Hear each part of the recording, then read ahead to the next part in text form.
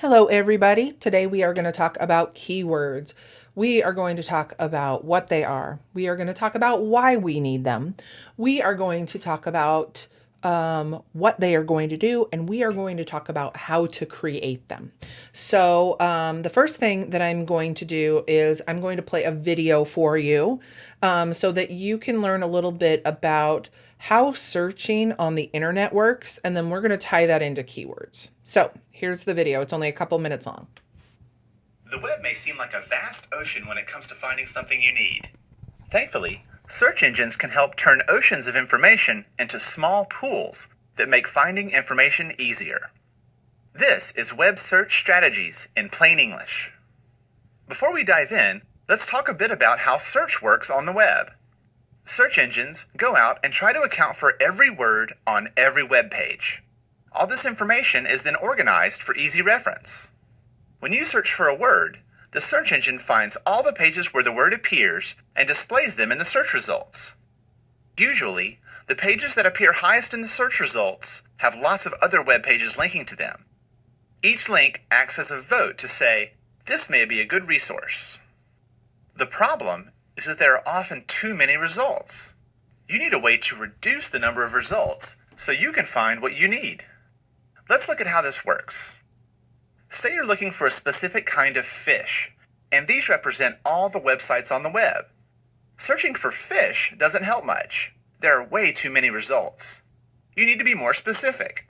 Try to imagine the exact fish and describe it in the search box. You'll see that each word you use gets you closer to what you need. You can do this for any website by imagining the website that has your answer. What's the title of the page? What words appear on it?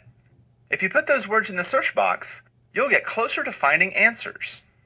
But to be a smart searcher, you should know some basic shortcuts. Let's say you're looking for words that appear together, like a phrase or quote. An example is a search for information on sand sharks. If you search for it like this, the search engine looks for pages with sand and sharks. To get better results, put quotes around the words, like this. It limits the results to the exact phrase. Here's another shortcut.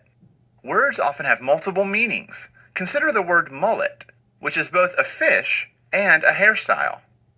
A search for mullet may give you a number of results about the hairstyle, but fewer about the fish.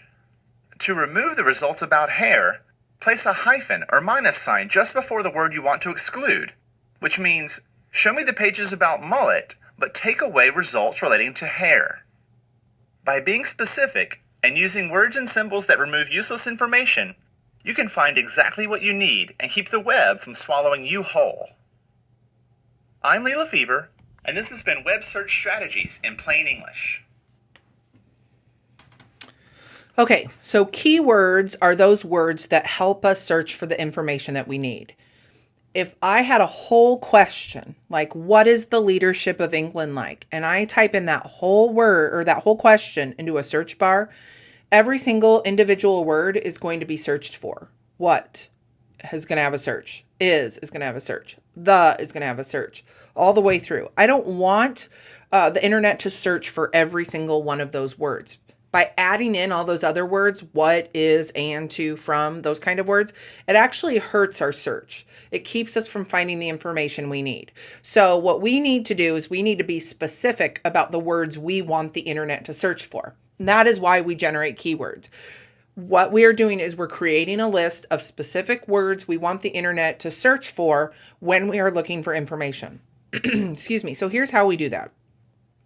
What we do is it's a 3-step process, okay? And just so that you know, this is at the top and the bottom of what you're looking at on the screen right now. You need 6 keywords minimum per complex question, 6 of them.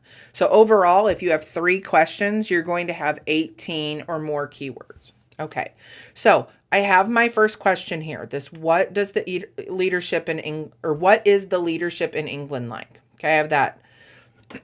So the first step is going to be to identify the obvious words. Those are the words that are in the question. So you see right here, I've highlighted leadership and England because those are the obvious words. Okay.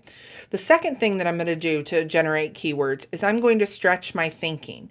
And I'm going to think about the kind of results that I would get if I were to type in those obvious words into a Google search.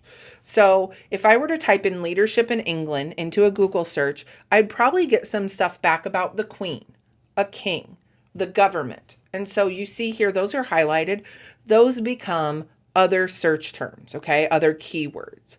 And then finally, I would type in those obvious keywords into a Google search, and I would only use what is in the results.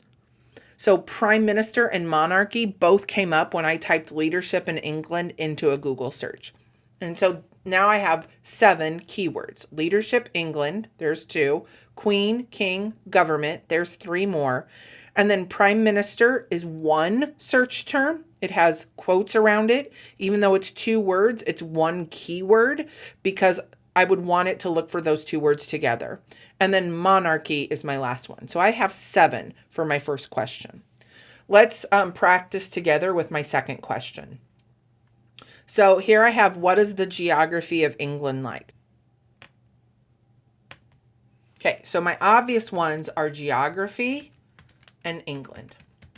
All right, so there are those 2. Now I have to push my thinking. If I were to type in geography and England into a Google search, what kind of results would I get? Well, I'd probably get results about the landforms, and that's 1 word. And I'd probably get results about cities. And then I'd probably get results about maybe bodies of water. And since that is multiple words, again, I'm going to put quotation marks around it. Okay, so I have geography, England, landform, cities, and bodies of water. So right now, I only have 5 keywords. I need 1 more. So I'm going to go on to my Google search, and I'm going to type geography and England, and I'm going to see what kind of results I get. I never have to leave my results page. I'm just looking for words that repeat themselves, or maybe words that when I read it, I go, oh yeah, I should have thought of that. Okay. So British Isles, River Thames, Great Britain. Physical geography. England is generally lower and flatter than the rest of the UK, but has 2 main divisions in its form. Lowland areas of the south. Here's the word terrain. Physical geography, lowland terrain. So I've seen the word terrain a couple times. Island, I've seen isle and island. Landforms, I have that. Island. Okay, so I've seen island a lot, and island has to do with geography, so that's what I'm going to put as my final word. Okay, so now I have 6 words. Again, if I want to put more, I certainly can, but I don't have to. So that's what keywords are.